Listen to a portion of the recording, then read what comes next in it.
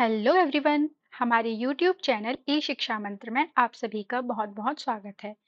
आज के इस वीडियो के अंतर्गत हम मध्य प्रदेश एएसआई एग्जाम में पूछे जाने वाले कंप्यूटर के 100 मल्टीपल चॉइस क्वेश्चंस का सेट 3 लेकर आए हैं, जो पूरी तरीके से सिलेबस पर आधारित होंगे।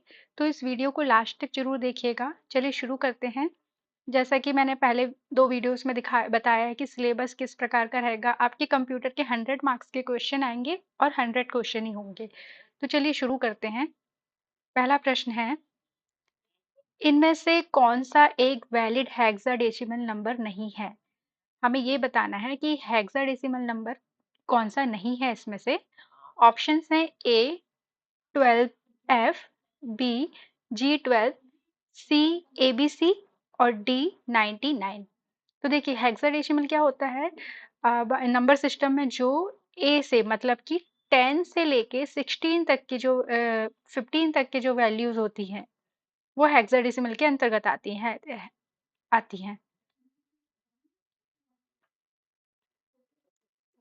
10 को ए बोलते हैं, 11 को बी बोलते हैं, 12 को सी बोलते हैं, इस प्रकार से 15 को एफ बोलते हैं।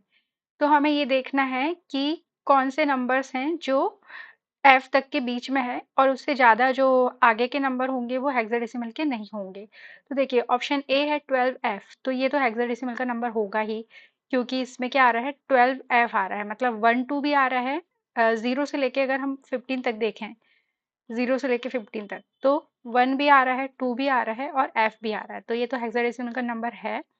ऑप्शन बी है G12। तो G जो होता है वो हेक्साडेसिमल के श्रेणी में नहीं आता है, तो ये हमारा हेक्साडेसिमल का नंबर नहीं होगा। और फिर थर्ड देख लेते हैं ABC।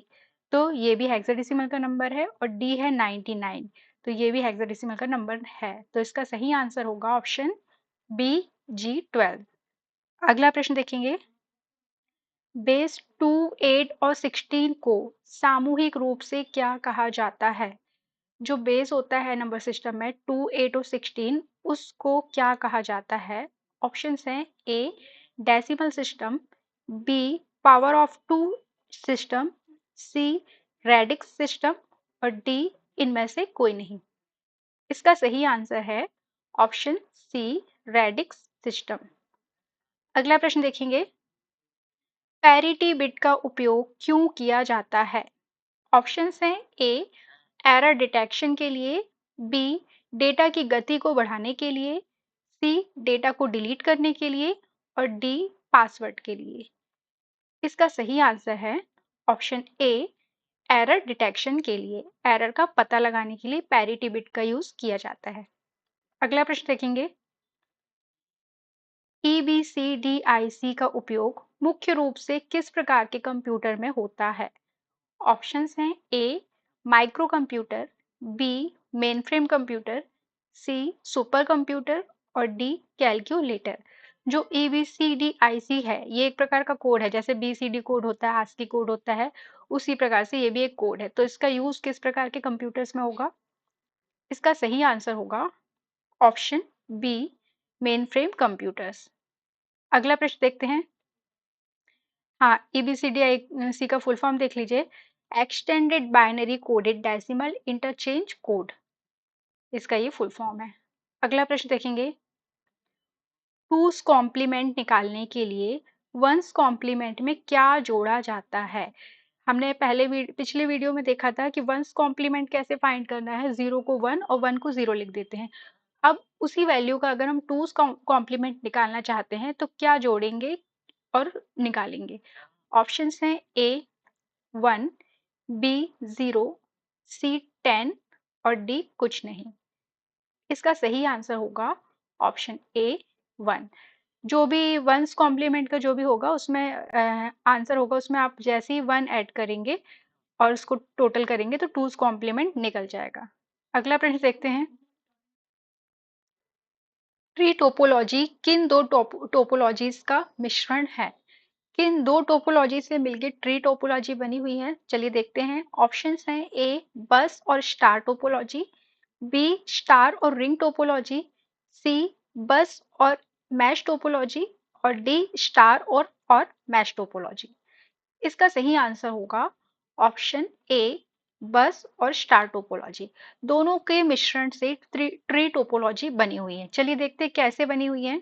ये ट्री टोपोलॉजी का एक एग्जाम्पल है, एक डायग्राम है। इस पे आपको साफ साफ दिख रहा है कि ये जो केबल है, बस टोपोलॉजी में क्या होता है, सीधी केबल्स होती है जिसमें कई कई सारे कंप्यूटर्स जुड़े हुए होते हैं। तो ये जो केबल दिख रही है, दो टर्मिनेटर्स लगे हुए हैं। बस टोपोलॉजी में स्टार्टिंग में और लास्ट में दोनों तरफ ही टर्मिनेटर लगे होते हैं। और उसमें ये एक नोड जुड़ा हुआ है, एक हब जुड़ा हुआ है, ये भी एक हब जुड़ा हुआ है, ये भी, मतलब तीन हब यहाँ पे जुड़े हुए हैं। ठीक है। और तीनों हब में क्या जुड़ा हुआ है, अलग अलग कंप्यूटर्स जुड़े हुए हैं। मतलब ये क्या कहला जाएगा, ये एक प्रकार से स्टार टोपोलॉजी कहला जाएगी। स्टार टोपोलॉजी में होता है ना, एक सेंट्रल हब होता है जिसमें कई सारे कंप्यूटर्स जुड़े हुए होते हैं। तो ये एक स्टार टोपोलॉजी हो गई, ये एक स्टार टोपोलॉजी हो गई, ये एक स्टार टोपोलॉजी हो गई। तो तीन स्टार टोपोलॉजी और एक बस टोपोलॉजी। अब इनसे मिलके क्या बन रही है, ट्री टोपोलॉजी। तो सही आंसर क्या होगा, बस और स्टार टोपोलॉजी का मिश्रण ट्री टोपोलॉजी कहलाता है। अगला प्रश्न देखेंगे। AJAX asynchronous JavaScript and XML का सबसे बड़ा लाभ क्या है? ऑप्शंस हैं। ए, यह पूरी वेबसाइट को रीलोड किए बिना सर्वर से डेटा अपडेट करने की अनुमति देता है। बी, यह केवल एक्सएमएल फाइलों को पढ़ता है। सी, यह वेबसाइट को बहुत रंगीन बनाता है। और डी, यह इंटरनेट कनेक्शन की जरूरत को खत्म कर देता है।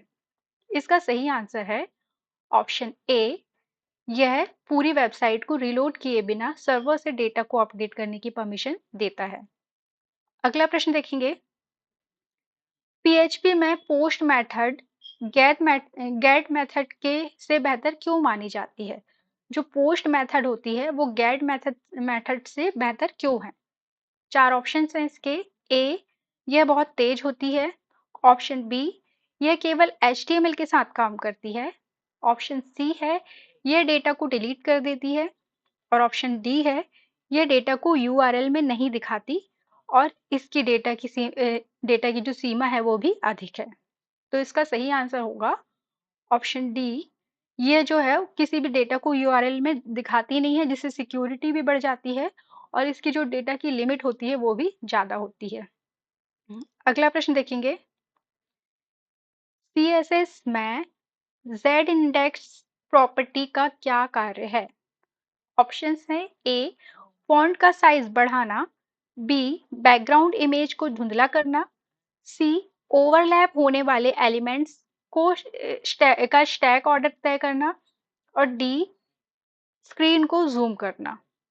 इसका सही आंसर है ऑप्शन सी, ओवरलैप होने वाले एलिमेंट्स का स्टैक ऑर्डर तय करना। अगला प्रश्न देखेंगे। HTML5 में लोकल स्टोरेज की डिफॉल्ट डेटा स्टोरेज क्षमता कितनी होती है? ऑप्शन है। A, 1 KB, B, 5 to 10 MB, C, 1 GB और डी, अनलिमिटेड असीमित। इसका सही आंसर होगा ऑप्शन बी, 5 to 10 MB। अगला प्रश्न देखेंगे। जावा में रिफ्लेक्शन एपीआई का क्या कार्य है? ऑप्शन है। ए, डेटा को मिरर करना। बी, केवल आउटपुट दिखाना। सी, प्रोग्राम को रोकना। और डी, रन टाइम पर क्लास मेथड और वेरिएबल की जांच या उसमें चेंजेस करना। इसका सही आंसर होगा ऑप्शन डी, रन टाइम में क्लास मेथड और वेरिएबल को चेक करना और उसमें कोई भी चेंजेस करना है तो चेंजेस करना। अगला प्रश्न देखेंगे। जेसन जावास्क्रिप्ट ऑब्जेक्ट नोटेशन के बारे में क्या सही है? ऑप्शंस हैं। ए, यह केवल जावास्क्रिप्ट के साथ काम करता है। बी, यह इमेज स्टोर करने के लिए होता है। सी, यह एक light weight data interchange format है जिसे पढ़ना और लिखना आसान है। और डी, यह कंपाइल की गई एक भाषा है। इसका सही आंसर होगा ऑप्शन सी, यह एक light weight data interchange format है जिसे पढ़ना और लिखना आसान है। अगला प्रश्न देखेंगे। आईपी एड्रेसिंग और रूटिंग ओएसआई मॉडल की किस लेयर पर होती है? ऑप्शंस देखेंगे। A, data link layer. B, application layer. C, network layer. और डी, प्रेजेंटेशन लेयर। इसका सही आंसर होगा ऑप्शन सी, नेटवर्क लेयर। जो भी आईपी एड्रेसिंग और रूटिंग का काम होता है वो ओएसआई की मॉडल की थर्ड लेयर जो कि नेटवर्क लेयर है उसमें होता है। अगला प्रश्न देखेंगे, टीसीपी आईपी मॉडल में एप्लीकेशन लेयर के अंदर ओएसआई की कौन सी 3 लेयर्स समाहित होती हैं? देखिए, जैसा कि सभी को पता है टीसीपी आईपी की 4 लेयर्स होती हैं और ओएसआई मॉडल की 7 लेयर्स होती हैं। तो ओएसआई मॉडल्स की कौन सी 3 लेयर हैं जो टीसीपी आईपी की एक सिंगल लेयर के अंदर होती हैं? चलिए ऑप्शंस देख लेते हैं। ए, फिजिकल डेटा लिंक और network layer. B, session presentation और application layer. C, transport session और प्रेजेंटेशन लेयर। और डी, केवल एप्लीकेशन लेयर। इसका सही आंसर होगा ऑप्शन बी, सेशन प्रेजेंटेशन और एप्लीकेशन लेयर। अब देखिए कैसे समाहित होती है, ये डायग्राम है। ये इस साइड जो दिखाई दे रहा है ये टीसीपी आईपी मॉडल का डायग्राम है और ये ओएसआई मॉडल का है। ओएसआई मॉडल्स में कितनी लेयर्स हैं? 1 2 3 4 5 6 7 और इसमें 4 लेयर्स हैं। तो देखिए ओएसआई की जो 2 लेयर्स होती है नीचे की, फिजिकल लेयर और डेटा लिंक लेयर, इन दोनों से मिलके एक लेयर बनती है टीसीपी आईपी में जिसको नेटवर्क इंटरफेस लेयर कहते हैं। ठीक है, फिर जो नेटवर्क लेयर है उसको नहीं मिलाया जाता, वो एक सिंगल लेयर ही होती है जो टीसीपी आईपी में भी नेटवर्क लेयर कहलाती है। और जो ट्रांसपोर्ट लेयर है वो टीसीपी आईपी में भी ट्रांसपोर्ट लेयर ही कहलाती है। ठीक है, अब जो ट्रांसपोर्ट लेयर के ऊपर की 3 लेयर्स हैं, सेशन प्रेजेंटेशन और एप्लीकेशन, इन तीनों को जोड़कर एक लेयर बनाई गई है और इसे क्या नाम दिया गया है? Application layer. तो सेशन प्रेजेंटेशन और एप्लीकेशन लेयर का मिश्रण एप्लीकेशन टीसीपी आईपी के एप्लीकेशन लेयर में होता है। अगला प्रश्न देखेंगे, सीएसएमए सीडी एक्सेस मेथड का उपयोग किस नेटवर्क स्टैंडर्ड में किया जाता है? ऑप्शन है A, Ethernet. B, token ring. C, FDDI. और डी, ब्लूटूथ। इसका सही आंसर होगा ऑप्शन ए, ईथरनेट। अगला प्रश्न देखेंगे, जावास्क्रिप्ट में क्लोजर क्या है? ऑप्शन हैं ए, एक फंक्शन जो विंडो को बंद करता है। बी, लूप को रोकना। सी, एक फंक्शन जो अपने बाहरी स्कोप के वेरिएबल्स को याद रखता है। और डी, डेटा को डिलीट करना। इसका सही आंसर होगा ऑप्शन सी, एक फंक्शन जो अपने बाहरी स्कोप के वेरिएबल्स को याद रखता है, वो क्लोजर कहलाता है। अगला प्रश्न देखेंगे, सी भाषा में पॉइंटर क्या स्टोर करता है? ऑप्शन है ए, एक इंटीजर वैल्यू। बी, फंक्शन का नाम। सी, एरे का साइज। और डी, दूसरे वेरिएबल का एड्रेस। इसका सही आंसर होगा ऑप्शन डी, दूसरे वेरिएबल। जो नेक्स्ट वेरिएबल होता है, अगला वेरिएबल होता है, उसके एड्रेस को पॉइंटर स्टोर करके रखता है। अगला प्रश्न देखेंगे, सी प्लस प्लस में फ्रेंड फंक्शन की क्या विशेषता है? ऑप्शन है ए, यह केवल पब्लिक डेटा को एक्सेस करता है। ऑप्शन बी, यह क्लास का हिस्सा ना होते हुए भी प्राइवेट डेटा को एक्सेस कर सकता है। ऑप्शन सी, यह दूसरे फंक्शन को कॉल करता है। या ऑप्शन डी, यह इनपुट लेता है। इसका सही आंसर है ऑप्शन बी, यह क्लास का हिस्सा ना होते हुए भी प्राइवेट डेटा को एक्सेस कर सकता है। अगला प्रश्न देखेंगे, सी लैंग्वेज में स्टैटिक वेरिएबल की क्या विशेषता है? ऑप्शन हैं ए, यह पूरे प्रोग्राम के दौरान अपनी पिछली वैल्यू को बनाए रखता है। बी, इसे बदला नहीं जा सकता। सी, यह हमेशा शून्य होता है। या डी, यह फंक्शन खत्म होते ही नष्ट हो जाता है। इसका सही आंसर होगा ऑप्शन ए, यह पूरे प्रोग्राम के दौरान अपनी पिछली वैल्यू को बनाए रखता है। देखिए इसका ऑप्शन बी भी हो सकता है, क्यों? क्योंकि स्टैटिक में अगर किसी वेरिएबल को हम स्टैटिक डिफाइन कर देते हैं तो उसमें चेंजेस नहीं किया जा सकता। तो ये दोनों ऑप्शन इसमें सही हो जाएंगे, फर्स्ट और सेकंड। अगला प्रश्न देखेंगे, VB.NET में ओवरराइडिंग का क्या अर्थ है? ऑप्शन है ए, एक ही क्लास में दो सेम नेम के मेथड। बी, बेस क्लास के मेथड को डिराइव्ड क्लास में अपनी ज़रूरत के अनुसार फिर से परिभाषित करना। सी, कोड को कॉपी करना। और डी, प्रोग्राम को क्रैश करना। इसका सही आंसर होगा ऑप्शन बी, बेस क्लास के मेथड को डिराइव्ड क्लास में अपनी ज़रूरत के अनुसार फिर से परिभाषित करना। अगला प्रश्न देखेंगे, किस टोपोलॉजी में टर्मिनेटर्स का उपयोग नेटवर्क के दोनों सिरों पर किया जाता है? अभी कुछ देर पहले एक क्वेश्चन में हमने देखा था ना कि किसमें टर्मिनेटर्स का उपयोग होता है। तो ऑप्शंस देखेंगे, ए रिंग, बी बस, सी स्टार और डी ट्री। इसका सही आंसर होगा ऑप्शन बी, बस टोपोलॉजी में दोनों सिरों पर टर्मिनेटर का यूज होता है। अगला प्रश्न देखेंगे, एक गेटवे का मुख्य कार्य क्या है? ऑप्शंस हैं, ए दो समान नेटवर्कों को जोड़ना, ऑप्शन बी आईपी एड्रेस बदलना, ऑप्शन सी है दो अलग अलग प्रोटोकॉल वाले नेटवर्क को जोड़ना, या ऑप्शन डी केवल इंटरनेट देना। इसका सही आंसर होगा ऑप्शन सी, दो अलग अलग प्रोटोकॉल वाले नेटवर्क्स को जोड़ना।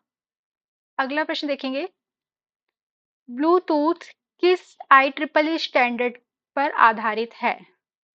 ऑप्शंस हैं, ए 802.3, ऑप्शन बी 802.11, ऑप्शन सी 802.15.1 और ऑप्शन डी 802.16। इसका सही आंसर होगा ऑप्शन ऑप्शन सी 802.15.1। ये IEEE के 802.15.1 स्टैंडर्ड पर आधारित है। अगला प्रश्न देखेंगे, DHCP प्रोटोकॉल का क्या कार्य है?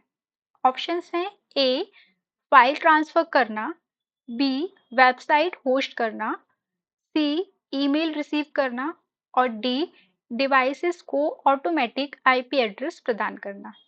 इसका सही आंसर होगा ऑप्शन डी, डिवाइसेस को ऑटोमेटिक आईपी एड्रेस प्रोवाइड करना डीएचसीपी का काम होता है।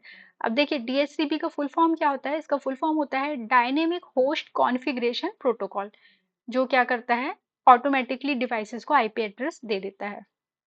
अगला प्रश्न देखेंगे, फुल ड्यूप्लेक्स संचार का उदाहरण क्या है? फुल ड्यूप्लेक्स कम्युनिकेशन का एग्जाम्पल बताना है।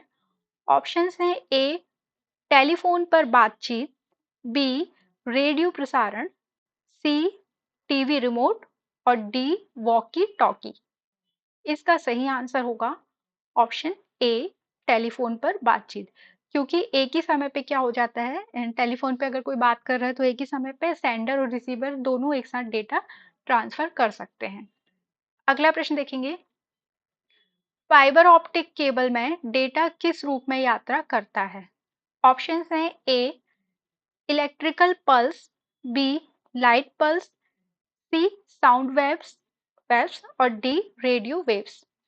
इसका सही आंसर होगा ऑप्शन बी लाइट पल्स। अगला प्रश्न है, डर्टी बिट का उपयोग किस लिए किया जाता है?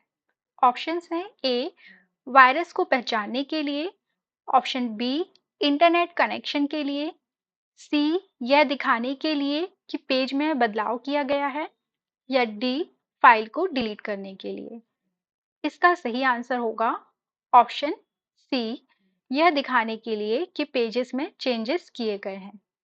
अगला प्रश्न देखेंगे, 1 पेटाबाइट 1 पीबी किसके बराबर होता है? ऑप्शंस हैं, A 1024 TB, option B 1024 GB, option C 1024 EB और ऑप्शन डी 1024 एमबी। इसका सही आंसर होगा ऑप्शन ए 1024 टीबी के 1024 टेराबाइट मतलब टीबी के बराबर होता है 1 पीबी। अगला प्रश्न देखेंगे, ब्लू रे डिस्क की मानक स्टैंडर्ड स्टोरेज क्षमता सिंगल लेयर में कितनी होती है? ऑप्शंस हैं, ए 700 MB, बी 4.7 GB, सी 25 GB और डी 30 GB। इसका सही आंसर होगा ऑप्शन सी 25 GB। जो ब्लू रे डिस्क होती है वो 25 GB तक का डेटा स्टोर कर सकती है। अगला प्रश्न है, चुंबकीय टेप मैग्नेटिक टेप किस प्रकार का एक्सेस प्रदान करता है? ऑप्शंस हैं A random access, B sequential access, C direct access और डी उपरोक्त में से कोई नहीं। इसका सही आंसर होगा ऑप्शन बी सीक्वेंशियल एक्सेस। अगला प्रश्न देखेंगे, थ्रेशिंग की समस्या मुख्य रूप से किस कारण होती है? ऑप्शंस हैं ए कम hard disk space, B processor के पुराने होने पर, सी वायरस के कारण या डी बार बार पेज फॉल्ट होने के कारण। इसका सही आंसर होगा ऑप्शन डी बार बार पेज फॉल्ट होने के कारण। बार बार अगर पेज फॉल्टिंग की प्रॉब्लम होती है तो ट्रेसिंग की समस्या आ जाती है। अगला प्रश्न है, रोम का वह प्रकार जिसे पराबैंगनी अल्ट्रावायलेट किरणों की सहायता से मिटाया जा सकता है वो कौन सा टाइप है? ऑप्शंस हैं A P ROM, B double E P ROM, C E P ROM और डी फ्लैश रोम। इसका सही आंसर होगा option C EP ROM. EP ROM का फुल फॉर्म होता है erasable programmable read only memory. मतलब जो इसमें डेटा है उसे इरेज तो किया जा सकता है लेकिन अल्ट्रावायलेट किरणों की उपस्थिति में ही इरेज किया जा सकता है। और जो डबल ईपी रोम है उसमें उसका फुल फॉर्म होता है electrically erasable programmable read only memory. मतलब कि इसका जो डेटा है वो उसे उसको अल्ट्रावायलेट नहीं इलेक्ट्रिकली इरेज किया जा सकता है। और ए होता है प्रोग्रामेबल रीड ओनली मेमोरी। अगला प्रश्न देखेंगे, भारत की राष्ट्रीय सुपर कंप्यूटिंग मिशन एनएसएम के तहत विकसित पहले कंप्यूटर का नाम क्या है? ऑप्शंस हैं ए परम सिद्धि, बी परम गंगा, सी परम शिवाय और डी प्रत्यूष। इसका सही आंसर होगा ऑप्शन सी परम शिवाय। अगला प्रश्न देखेंगे, WWW के आविष्कारक कौन हैं? ऑप्शंस देखेंगे ए बिल गेट्स, बी रॉबर्ट टेननबाम, सी टिम बर्नर्स ली और डी इनमें से कोई नहीं। इसका सही आंसर है option C Tim Berners Lee. अगला प्रश्न देखेंगे, वेब डिजाइनिंग में किस भाषा का प्रयोग किया जाता है? ऑप्शंस हैं A C plus plus, B FoxPro, C HTML और डी मशीन लेवल। इसका सही आंसर होगा ऑप्शन सी HTML। HTML का फुल फॉर्म होता है hyper text markup language.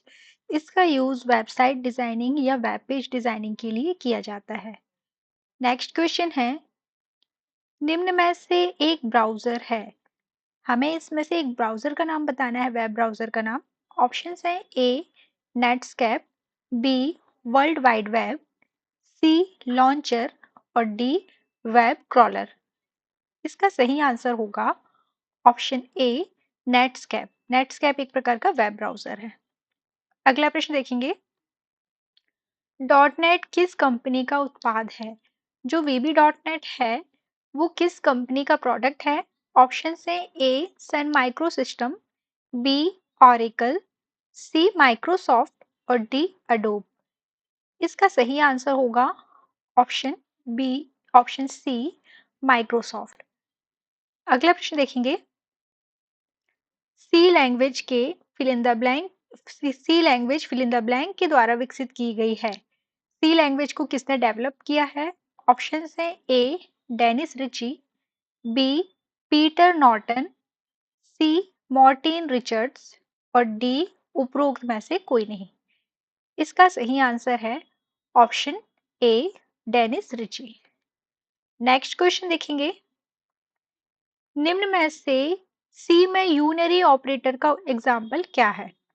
Options हैं A logical OR, B addition, C logical AND और D bitwise NOT. इसका सही आंसर होगा ऑप्शन डी बिटवाइज नॉट। अगला प्रश्न देखेंगे, हाल ही में चर्चा में रहा फुगाकू सुपरकंप्यूटर किस देश के द्वारा विकसित विकसित किया गया है? जो फुगाकू सुपरकंप्यूटर है, उसको विकसित करने वाली कंट्री का नाम बताना है।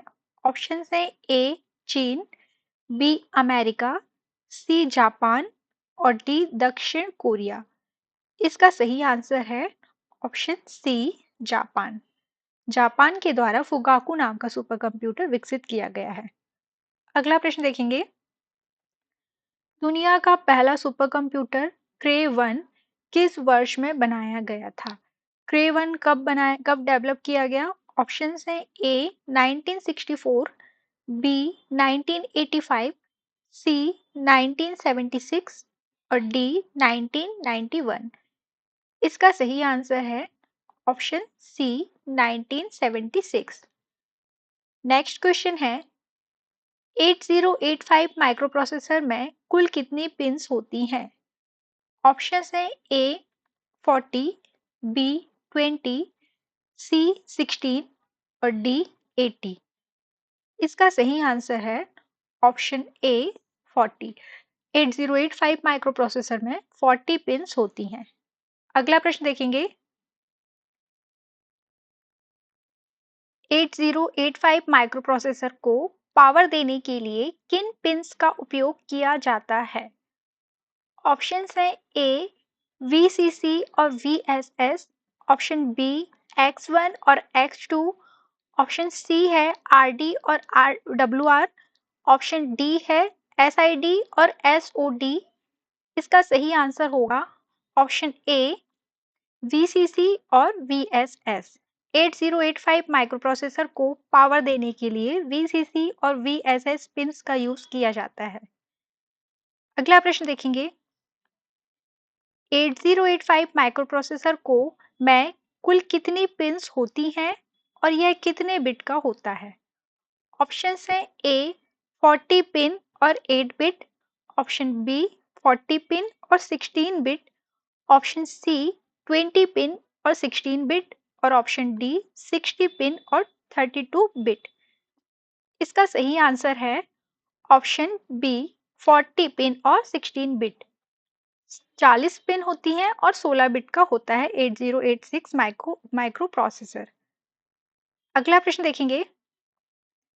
सीपीयू के भीतर कौन सा हिस्सा गणितीय गणनाएं और लॉजिकल निर्णय लेता है? मैथमेटिकल और लॉजिकल कैलकुलेशन करने के लिए सीपीयू का कौन सा हिस्सा यूज होता है? ऑप्शंस हैं A control unit, B memory unit, C arithmetic logic unit और डी इनपुट यूनिट।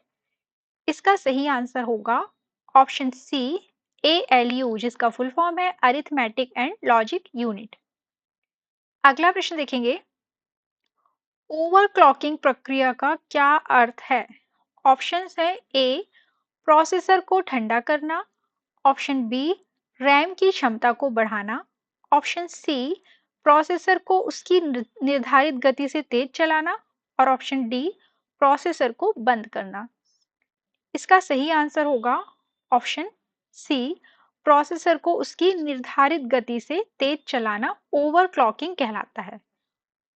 अगला प्रश्न है इंटेल i7 में i7 का क्या अर्थ है, क्या दर्शाता है? ऑप्शंस हैं A 7 core, option B processor की ब्रांडिंग या series, option C 7th generation और ऑप्शन डी कैश मेमोरी का साइज। इसका सही आंसर होगा ऑप्शन बी प्रोसेसर की ब्रांडिंग या सीरीज को दर्शाता है। अगला प्रश्न है हाइपर थ्रेडिंग तकनीक किस कंपनी द्वारा विकसित की गई है? कौन सी कंपनी है जिसने हाइपर थ्रेडिंग नाम की टेक्नोलॉजी को डेवलप किया है? ऑप्शंस हैं ए एएमडी, ऑप्शन बी एनविडिया मतलब एनवीआईडीआईए, ऑप्शन सी है इंटेल और ऑप्शन डी है एप्पल। इसका सही आंसर होगा option C Intel. Intel company द्वारा हाइपर थ्रेडिंग नाम की टेक्निक को विकसित किया गया है। अगला प्रश्न है, कंप्यूटर में सीमॉस बैटरी का मुख्य कार्य क्या है? सीमॉस बैटरी क्या करती है कंप्यूटर में? ऑप्शंस हैं, ए कंप्यूटर को पावर सप्लाई देना, बी मॉनिटर की ब्राइटनेस को कंट्रोल करना, सी हार्ड डिस्क की स्पीड बढ़ाना और डी सिस्टम की डेट या टाइम को सुरक्षित करना, तारीख या समय को सुरक्षित करना। इसका सही आंसर होगा ऑप्शन डी, कंप्यूटर सिस्टम की डेट और टाइम को सेव करके रखना। जब भी आपने देखा होगा कि अगर आपने 4 दिन पहले कंप्यूटर को बंद किया, उसमें डेट थी आपकी 10 तारीख, है ना, 10 मार्च की डेट थी, और आप 4 दिन बाद 5 दिन बाद अपना सिस्टम ऑन करते हैं, तो आज जो डेट है, जो भी जैसे 5 दिन बाद किया, तो 15 तारीख की जो डेट है वो डेट आपको दिखाई देगी, मतलब डेट और जो भी टाइम रहेगा वो दिखाई देगा। किस कारण से दिखाई देगा? सीमॉस बैटरी की वजह से। सीमॉस बैटरी क्या करती है, जो भी डेट एंड टाइम रहते हैं, बेसिक जो चीजें उसको स्टोर करके रखती है, उसको वो जैसा दिन के हिसाब से अपडेट करती जाती है, कि अगर 10 तारीख है तो 10 रहेगा, 11 तारीख को 11 हो जाएगा, इस प्रकार से चेंज होता रहेगा। अगला प्रश्न देखेंगे, सीमॉस बैटरी का वोल्टेज आमतौर पर कितना होता है? कितना वोल्टेज होता है सीमॉस बैटरी में? ऑप्शंस है, ए 1.5 वोल्ट, बी 5 वोल्ट, सी 3 वोल्ट और डी 12 वोल्ट। इसका सही आंसर होगा ऑप्शन सी 3 वोल्ट। अगला प्रश्न देखेंगे, कंप्यूटर को बंद करने के बाद बायोस चिप को पावर कौन प्रदान करता है? ऑप्शंस हैं, ए एसएमपीएस, बी रैम, सी सीमॉस बैटरी और डी यूपीएस। इसका सही आंसर होगा ऑप्शन सी सीमॉस बैटरी। जब भी कंप्यूटर बंद होता है तो जो भी पावर बायोस चिप को जो पावर चाहिए तो वो सीमॉस बैटरी के द्वारा दी जाती है। अगला प्रश्न है, सॉफ्टवेयर डेवलपमेंट में के SDLC software development life cycle model में वाटरफॉल मॉडल की सबसे बड़ी कमी क्या है? ऑप्शंस है, ए यह बहुत महंगा होता है, ऑप्शन बी इसमें पिछले चरण में वापस जाना कठिन होता है, ऑप्शन सी यह केवल छोटे प्रोजेक्ट्स के लिए है, या ऑप्शन डी इनमें टेस्टिंग नहीं होती। इसका सही आंसर होगा ऑप्शन बी, इसमें पिछला जो स्टेप है उसमें वापस जाना क्या होता है, बहुत कठिन होता है। नेक्स्ट क्वेश्चन है, बीटा टेस्टिंग किसके द्वारा की जाती है? 4 ऑप्शंस हैं इसमें, ए डेवलपर्स के द्वारा, बी प्रोफेशनल टेस्टर्स के द्वारा, सी वास्तविक यूजर्स के द्वारा और डी मैनेजमेंट के द्वारा। इसका सही आंसर है ऑप्शन सी वास्तविक यूजर्स के द्वारा। जो एंड यूजर्स होते हैं उनके द्वारा बीटा टेस्टिंग की जाती है। अगला प्रश्न है, प्रोग्राम काउंटर पीसी रजिस्टर का क्या कार्य है? ऑप्शंस हैं, ए डेटा को स्टोर करना, ऑप्शन बी अगले एग्जीक्यूट होने वाले इंस्ट्रक्शंस का एड्रेस रखना, ऑप्शन सी गणितीय गणनाएं करना या ऑप्शन डी इनपुट लेना। इसका सही आंसर होगा ऑप्शन बी, अगले मतलब नेक्स्ट एग्जीक्यूट होने वाले इंस्ट्रक्शंस का एड्रेस रखना। पीसी काउंटर क्या करता है, जो भी नेक्स्ट में इंस्ट्रक्शन हो रहे हैं, एग्जीक्यूट होने वाले हैं, उनके एड्रेस को रखता है। अगला प्रश्न है, फायरवॉल का मुख्य कार्य क्या है? ऑप्शंस हैं, ए डेटा को डिलीट करना, ऑप्शन बी बैकअप लेना, ऑप्शन सी नेटवर्क ट्रैफिक को फिल्टर और मॉनिटर करना और ऑप्शन डी कंप्यूटर की स्पीड बढ़ाना। इसका सही आंसर होगा ऑप्शन सी नेटवर्क ट्रैफिक को फिल्टर और मॉनिटर करना। अगला प्रश्न देखेंगे, सॉल्टिंग टेक्निक का उपयोग किसके लिए किया जाता है? A file compression, B password hashing को और सुरक्षित बनाने के लिए, सी इंटरनेट की स्पीड बढ़ाने के लिए, या डी डेटा माइनिंग के लिए? इसका सही आंसर होगा ऑप्शन बी, पासवर्ड हैशिंग को और सुरक्षित बनाने के लिए। अगला प्रश्न है, HTTP पोर्ट नंबर 80 पर काम करता है, तो HTTPS किस पोर्ट पर काम करेगा? ऑप्शंस है ए 21, बी 25, सी 443 और डी 8080। इसका सही आंसर है ऑप्शन सी 443। जो HTTPS है वो 443 पोर्ट नंबर पे काम करता है। अगला प्रश्न है, जावास्क्रिप्ट किस प्रकार की भाषा है? ऑप्शंस हैं ए केवल server side, B low level भाषा, सी क्लाइंट साइड स्क्रिप्टिंग भाषा और डी कंपाइल्ड भाषा। इसका सही आंसर है option C client side scripting language. अगला प्रश्न देखेंगे, डेटा वेयर हाउसिंग का मुख्य उद्देश्य क्या है? ऑप्शंस हैं ए डेटा को डिलीट करना, ऑप्शन बी विश्लेषण के लिए विभिन्न स्रोतों से डेटा को एकत्रित करना, ऑप्शन सी है केवल वेबसाइट बनाना और ऑप्शन डी है वायरस को हटाना।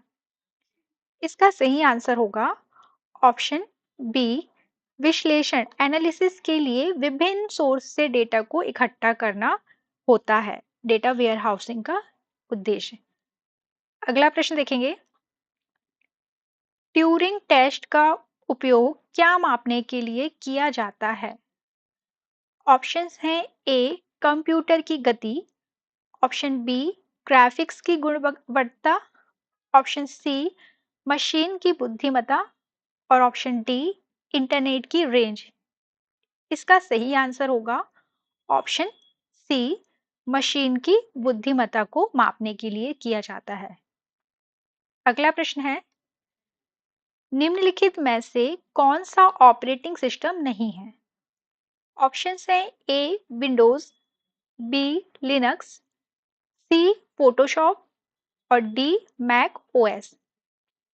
इसका सही आंसर होगा ऑप्शन सी फोटोशॉप। फोटोशॉप एक प्रकार का एप्लीकेशन प्रोग्राम है, जबकि विंडोज, लिनक्स और मैक ओएस ये सिस्टम सॉफ्टवेयर के अंतर्गत आते हैं और ये तीनों ऑपरेटिंग सिस्टम है।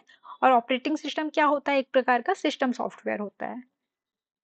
अगला प्रश्न देखेंगे, इनहेरिटेंस का मुख्य लाभ क्या है? ऑप्शंस हैं ए सुरक्षा security, option B code reusability, option C तेज कंपाइलेशन और ऑप्शन डी इनमें से कोई नहीं। इसका सही आंसर होगा ऑप्शन बी कोड रीयूजेबिलिटी, मतलब कि कोड को आप रीयूज कर सकते हैं। किस कोड को?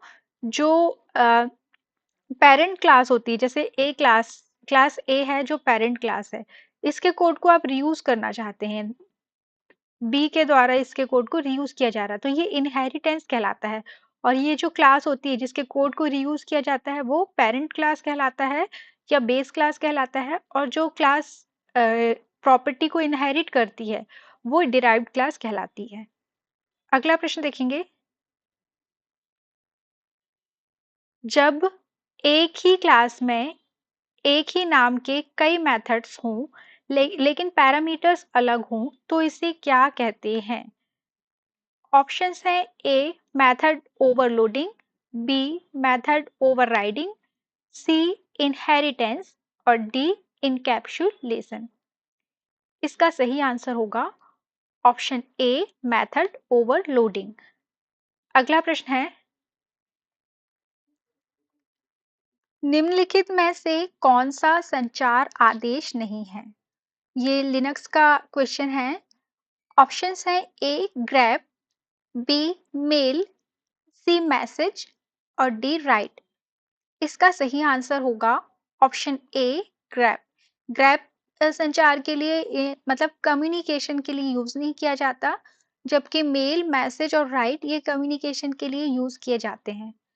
अगला प्रश्न है, एक सर्कुलर लिंक लिस्ट में आखिरी नोड का नेक्स्ट पॉइंटर किससे पॉइंट करता है?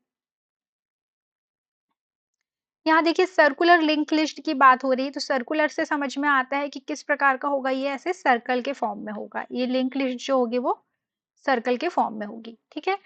तो आखिरी जो नोड है, जैसे यहाँ से हमने स्टार्ट किया, ये जो फर्स्ट नोड है इस प्रकार से, और यहाँ पे आखिरी नोड आ रहा है एन नंबर का नोड।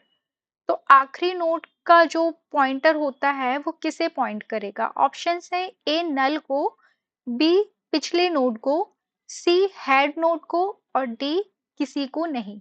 तो देखिए जो लास्ट वाला जो नोड है वो किससे आके मिल मिल रहा है? फर्स्ट वाले नोड से, मतलब इसको हेड नोड बोलेंगे। तो इसका सही आंसर क्या होगा? Option C, head node. अगला प्रश्न देखेंगे, भविष्य में कंप्यूटर किस तकनीक पर आधारित हो सकते हैं?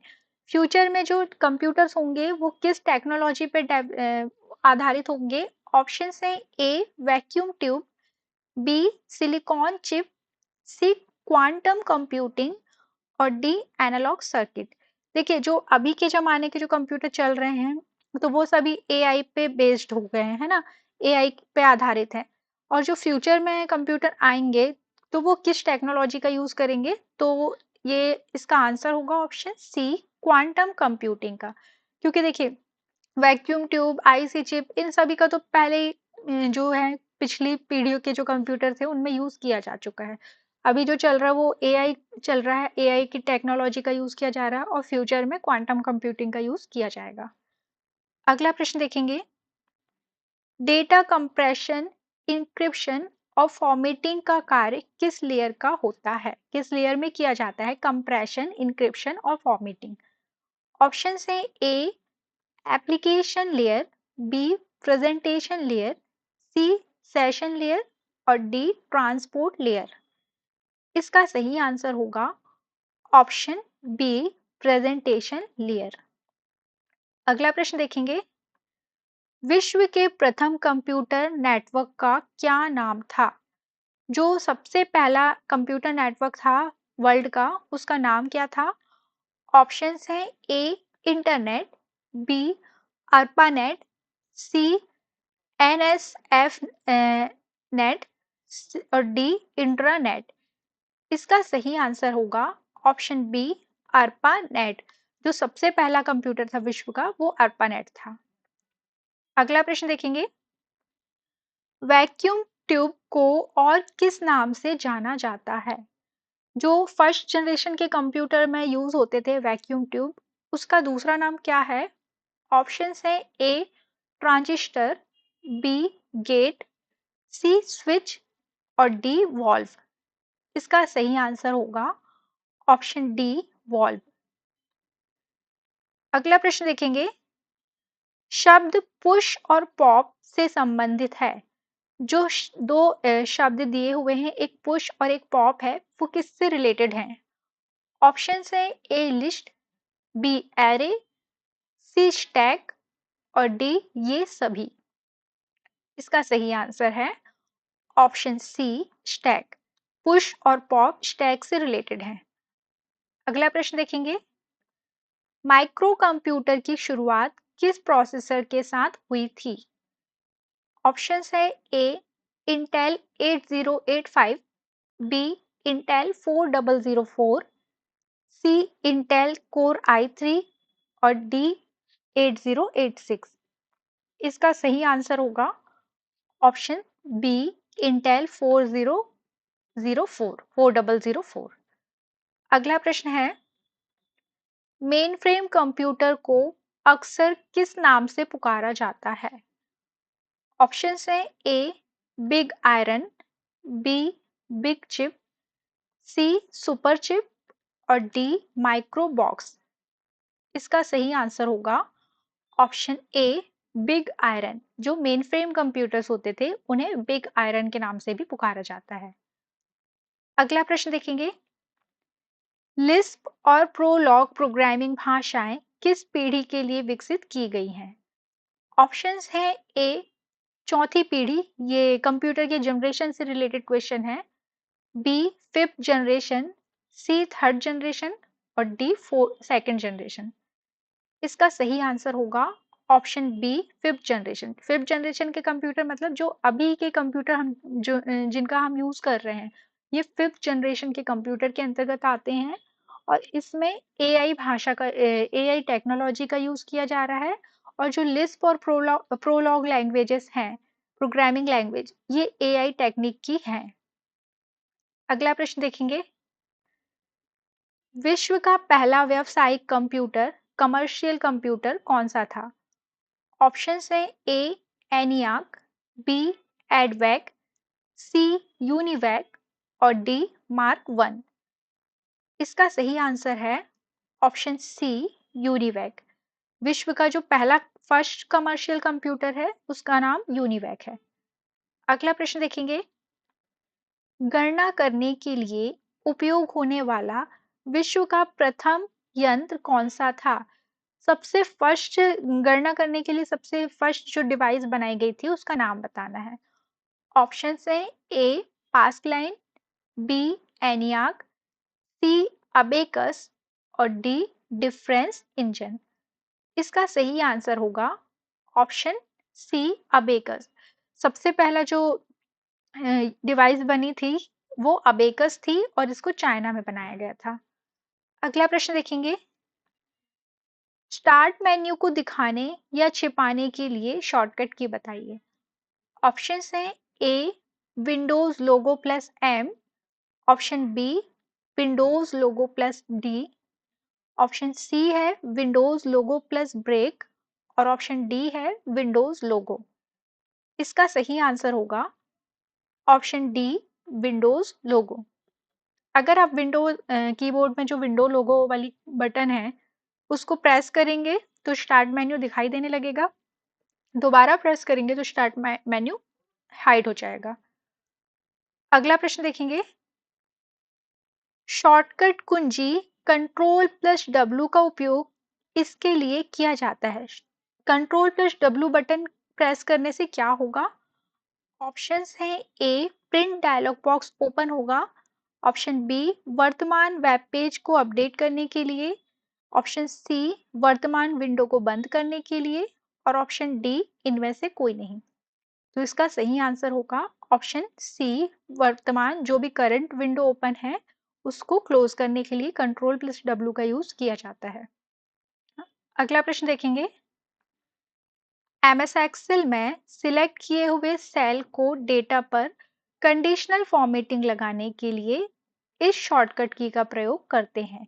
कंडीशनल फॉर्मेटिंग की बात हो रही है। कंडीशनल जो जिस सेल को आपने सिलेक्ट किया है उस पर कंडीशनल फॉर्मेटिंग लगाने के लिए शॉर्टकट की बताना है। ऑप्शंस हैं A control plus C, B control plus B, C control plus F और डी कंट्रोल प्लस क्यू। इसका सही आंसर होगा option D control plus Q. Next question है। वर्कशीट में करंट टाइम इंसर्ट करने के लिए इस शॉर्टकट की का प्रयोग करते हैं। ऑप्शंस हैं A control plus shift plus colon, B control plus colon, C shift plus colon और D alt plus control plus colon. इसका सही आंसर होगा option A control plus shift plus colon. जो भी करंट टाइम है उसको insert करने के लिए ये बटन हमें प्रेस करना होगा। अगला प्रश्न देखेंगे। वार्म बूटिंग के लिए शॉर्टकट कुंजी क्या है? ऑप्शंस हैं A alt plus control plus delete, B shift plus control plus delete, C control plus F2 plus delete और डी शिफ्ट प्लस डिलीट। इसका सही आंसर है option A alt plus control plus delete. अगला प्रश्न है। MS word में table को split करने के लिए किस शॉर्टकट कुंजी का यूज किया जाएगा? ऑप्शंस है A control plus shift plus enter, B control plus space plus enter, C control plus alt plus enter और D shift plus alt plus enter. इसका सही आंसर होगा option A control plus shift plus enter. अगला प्रश्न देखेंगे। Computer organization को निम्नलिखित नाम से भी जाना जाता है। ऑप्शंस हैं A computer architecture, B system software, C macro architecture और डी माइक्रो आर्किटेक्चर। इसका सही आंसर है option D micro architecture. Computer organization को माइक्रो आर्किटेक्चर कहा जाता है। अगला प्रश्न देखेंगे, पावर पॉइंट में कमेंट इंसर्ट करने के लिए कौन सी शॉर्टकट की का यूज किया जाता है? ऑप्शंस हैं A alt plus control plus C, option B alt plus shift plus C, option C alt plus control plus M और option D alt plus shift plus M. इसका सही आंसर होगा option C alt plus control plus M. अगला प्रश्न देखेंगे, and note जोड़ने के लिए किस शॉर्टकट की का यूज किया जाता है? एंड नोट क्या होता है? जो आपके डॉक्यूमेंट के लास्ट में नोट जुड़े हुए होते हैं उसको एंड नोट कहते हैं। ऑप्शन है इसके A alt plus control plus D, B alt plus control plus E, C alt plus D और D control plus shift plus E. इसका सही आंसर है option A alt plus control plus D. अगला प्रश्न देखेंगे, hyperlink insert करने की shortcut की बताना है। ऑप्शन है A control plus H, B alt plus H, C control plus K और डी ऑल्ट प्लस के। इसका सही आंसर होगा ऑप्शन सी कंट्रोल प्लस के। अगला प्रश्न देखेंगे, किसी भी फील्ड को लॉक करने के लिए किस किस शॉर्टकट की का यूज किया जाता है? ऑप्शन है A control plus F1, B control plus 2, C control plus 10 और डी कंट्रोल प्लस F11। यहाँ पे F भी है, ये कंट्रोल प्लस F10 है, कंट्रोल प्लस F2 है और कंट्रोल प्लस F11 है। इसका सही आंसर होगा option D control plus F11। अगला प्रश्न देखेंगे, AWS का पूर्ण रूप क्या है जो दुनिया का सबसे बड़ा क्लाउड प्लेटफॉर्म है? ऑप्शंस है A American web services, B Amazon web services, C advanced web solution और डी ऑल वेब सिस्टम्स। इसका सही आंसर होगा option B Amazon web services. अगला प्रश्न देखेंगे, जब एक संगठन अपने स्वयं के प्राइवेट क्लाउड और पब्लिक क्लाउड दोनों का उपयोग करता है तो इसे क्या कहा जाता है? किसी ऑर्गेनाइजेशन के द्वारा प्राइवेट क्लाउड और पब्लिक क्लाउड दोनों का यूज करना क्या कहलाता है?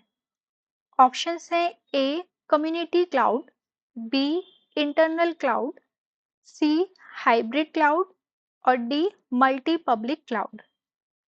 इसका सही आंसर है ऑप्शन सी हाइब्रिड क्लाउड। अगला प्रश्न देखेंगे, रिलेशनल टेबल में डेटा का आयोजन करने की प्रक्रिया है। ऑप्शंस हैं ए नॉर्मलाइजेशन, बी जनरलाइजेशन, सी स्पेशलाइजेशन और डी इनमें से कोई नहीं। इसका सही आंसर होगा ऑप्शन ए नॉर्मलाइजेशन। अगला प्रश्न देखेंगे, DCL का फुल फॉर्म बताना है। ऑप्शंस है A data control language, B data console language, C data console level और डी डेटा कंट्रोल लेवल। इसका सही आंसर होगा option A data control language. अगला प्रश्न देखेंगे, फिल इन द ब्लैंक का इस्तेमाल ये पता करने के लिए किया जाता है कि क्या टेबल में डुप्लीकेट रो है। हम किस प्रेडिकेट का यूज करेंगे अगर टेबल में डुप्लीकेट रो है या नहीं, ये पता करने के लिए किस प्रेडिकेट का यूज किया जाएगा? ऑप्शंस हैं A unique predicate, B like predicate, C null predicate और डी इन प्रेडिकेट। इसका सही आंसर होगा ऑप्शन ए यूनिक प्रेडिकेट। अगला प्रश्न है रिलेशनल डेटाबेस आरडीबीएमएस में टपल का क्या अर्थ है? ऑप्शन है ए कॉलम, बी टेबल, सी रो और डी डेटाबेस। इसका सही आंसर होगा ऑप्शन सी रो। एक टेबल की पंक्ति एक रो को टपल कहा जाता है। अगला प्रश्न देखेंगे किसी टेबल के उस एट्रीब्यूट को क्या कहते हैं जो दूसरे टेबल की प्राइमरी की को संदर्भित करता है? ऑप्शंस है ए प्राइमरी की, बी कैंडिडेट की, सी फॉरेन की और डी सुपर की। इसका सही आंसर है ऑप्शन सी फॉरेन की। देखिए दो टेबल्स हैं, अगर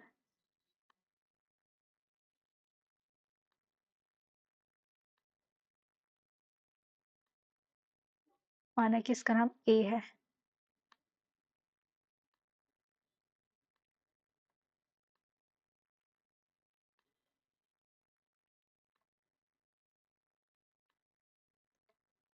ये इसके एट्रीब्यूट्स हैं डी ई ए, इसका है फर्स्ट टेबल का, सेकंड टेबल का है ए बी सी। तो ये जो ए की है, ए वाली फील्ड है, ये दोनों में कॉमन है, तो ये बताती है कि अगर फर्स्ट टेबल की कोई एट्रीब्यूट है या कोई फील्ड है, वो सेकंड टेबल का प्राइमरी की, अगर सेकंड टेबल की प्राइमरी की को संदर्भित कर रही है, मतलब अगर वो सेकंड टेबल की प्राइमरी की है, तो उसे हम क्या कहेंगे, ये प्रोसेस फॉरेन की कहलाएगी। मतलब जो की रहती है दो टेबल्स को लिंक करने के लिए यूज की जाती है। फर्स्ट टेबल की कोई एक एट्रीब्यूट सेकंड टेबल का क्या होना चाहिए, प्राइमरी की होना चाहिए। तब वो जो सेकंड टेबल की प्राइमरी की है वो फर्स्ट टेबल की फॉरेन की कहलाएगी। तो जो ए है वो क्या कहलाएगी, फर्स्ट टेबल की फॉरेन की कहलाएगी और सेकंड टेबल की प्राइमरी की कहलाएगी। इसका आंसर होगा ऑप्शन सी फॉरेन की। अगला प्रश्न देखेंगे वीक एंटिटी को किस डायग्राम के द्वारा दर्शाया जाता है, किस आरेख के द्वारा इसको शो किया जाएगा? ऑप्शन है A single rectangle, B oval, C double rectangle और डी डायमंड। इसका सही आंसर होगा ऑप्शन सी डबल रेक्टेंगल। अगला प्रश्न देखेंगे डेटा अबाउट डेटा क्या कहलाता है? डेटा के बारे में डेटा क्या कहलाएगा? ऑप्शंस हैं ए डेटाबेस, बी डेटा इंडिपेंडेंस, सी मेटा डेटा और डी मेटा फील्ड। इसका सही आंसर होगा ऑप्शन सी मेटा डेटा। अगला प्रश्न देखेंगे सब सब स्कीमा क्या प्रदर्शित करती है? ऑप्शंस हैं A logical view, B external view, C physical view और डी ये सभी। इसका सही आंसर होगा ऑप्शन बी एक्सटर्नल व्यू। अगला प्रश्न है तीन एंटिटीज सेट के मध्य रिलेशनशिप को क्या कहते हैं? अगर तीन एंटिटी हैं, जैसे ईआर डायग्राम में होता है ना, एंटिटी रिलेशनशिप डायग्राम में दो एंटिटी के बीच में रिलेशन होता है। अगर तीन एंटिटी हैं, तीनों के बीच में रिलेशन है, तो रिलेशनशिप है, तो इसको क्या कहेंगे? ऑप्शन है ए यूनरी, बी बाइनरी, सी सेकेंडरी और डी टर्नरी। इसका सही आंसर है ऑप्शन डी टर्नरी। अगला प्रश्न देखेंगे ईएफ कोड ने नॉर्मलाइजेशन प्रक्रिया को कब प्रस्तावित किया था? जो नॉर्मलाइजेशन की प्रोसेस है उसे कब प्रस्तावित किया गया था? ऑप्शन है ए 1978, बी 1975, सी 1974 और डी 1970। इसका सही आंसर होगा ऑप्शन डी 1970। 1970 में नॉर्मलाइजेशन की प्रक्रिया को ईएफ कोड के द्वारा प्रस्तावित किया गया। अगला प्रश्न देखेंगे निम्न में से कौन सा केस कॉम्प्लेक्सिटी थ्योरी में मौजूद नहीं है?